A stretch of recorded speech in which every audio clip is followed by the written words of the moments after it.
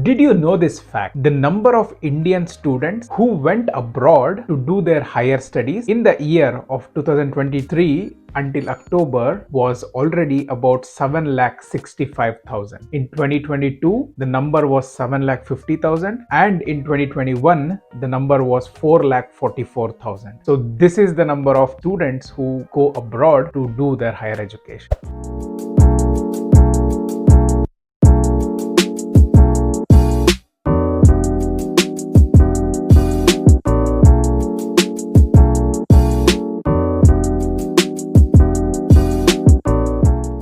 According to my research, what I also got to know is that among the Indian students, the popular destinations apart from US, UK, and Canada are Germany, Poland, Netherlands, Hungary, and New Zealand. So these are the popular destinations among the Indian students. What is also something that was very interesting for me to know was that in the year of 2022, the Indian students and their parents have spent about 47 billion US dollars, which is the cost of the higher education for all the people who went abroad. And this not only includes the tuition fees alone, but it also includes the housing, rental payments that they make, and the living costs that they usually spend when they go abroad. So although the number looks quite high, to bring this into perspective, what is also something which is really interesting to look at is that the total amount of remittances that the NRIs living in abroad has been doing. So this means that NRIs like me who are living in Germany, they made a remittance of 70 billion US dollars in the year of 2022-2023, which is basically India's GDP of 3.3%. While doing the research for this video, what was one thing that I wanted to understand is the why behind this decision. So my curiosity was that why Indian students and parents are so much fond, or like why do they prefer sending their kids to abroad for higher education? And these are the reasons that I found out, which makes absolute sense to me. The first reason being newer courses. So in abroad, especially in the developed countries, what I see is that there is a high adaptability rate by these institutions to teach newer courses based on the trends, like the newer trends that are happening in the world. That's the first reason that I found out. The second reason is the cost effectiveness. So when it comes to cost effectiveness, what I got to know is that the universities and college higher education institutions in India usually charges quite high amounts of fees. But when you think about the probability of you getting a job after you graduating from these universities, and if it has to make sense about what you have spent and what you will be earning, then it usually does not make sense. Of course, it depends on different institutions. So I know there are many institutions where there are not so higher fees, but if you want a good university and good education, then usually the charges are higher, and then you end up paying that, but there is no return on investment with high probability. That's the second reason. The third one is the research opportunities that the students get. In the developed countries, what I know is that there are a lot of funds that are being allocated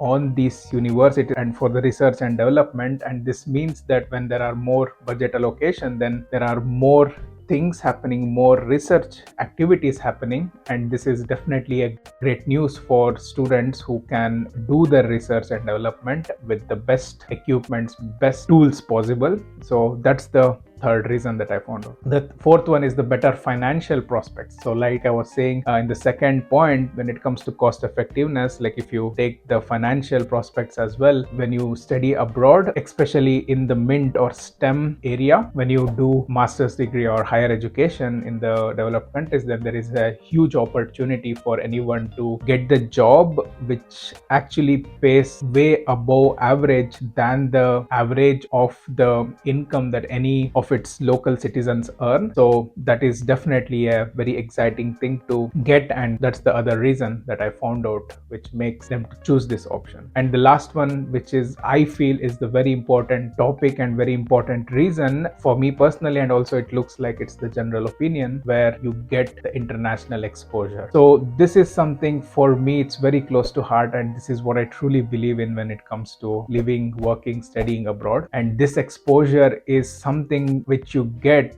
and can have the impact, a very positive impact on someone's life. And this is definitely one of the important aspects of studying, working, and living abroad. The biggest motivation for me as well to create this YouTube channel and being active in social media to promote as many people as possible to take up this opportunity of working, studying, living abroad is also because of my personal story, where my life really transformed in a very positive way when I moved from India to Germany. So the main reason being is that the amount of new challenges that you face, the amount of new learnings that you make will make you a person who is more open-minded, more kind, more ground to earth. And these kind of qualities and the life lessons is very hard to learn, according to me, if you are just living in your home country. And that being the case, I'm a big promoter of, for all the people who some point in time had a dream to move abroad, it needs to happen. I'm not only saying that the Indians or like people from the developing countries should only go to developed nations, but also I strongly believe that the other way around should also happen, to get a perspective in life so that we don't hate each other but only love and spread kindness throughout. And to be honest, this is my core motivation, like record myself and share my personal stories with the audience. And that's also the biggest reason I do this. And this is also something that you will get for sure when you take the decision to move abroad. Here is a good news for someone who have a dream similar to myself. To keep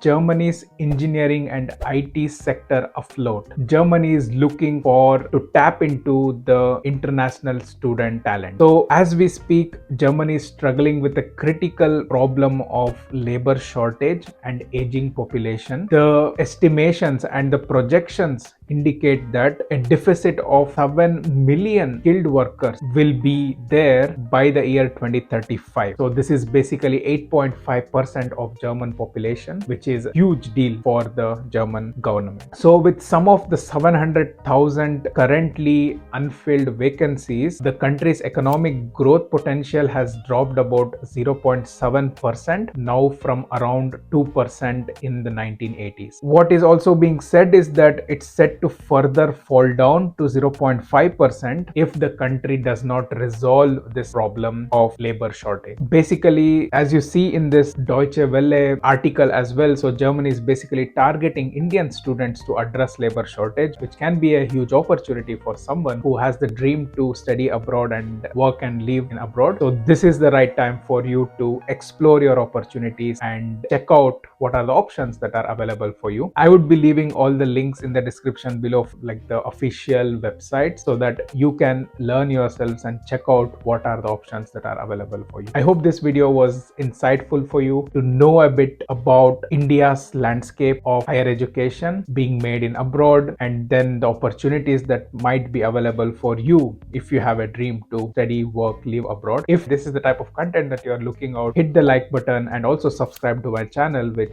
really my main motivation is to provide you the first-hand information and also provide you my personal story. And if you have any questions, leave a comment below and I'm more than happy to respond you back with the knowledge that I have. Until next time, I wish you a great day and have a good one. Ciao ciao.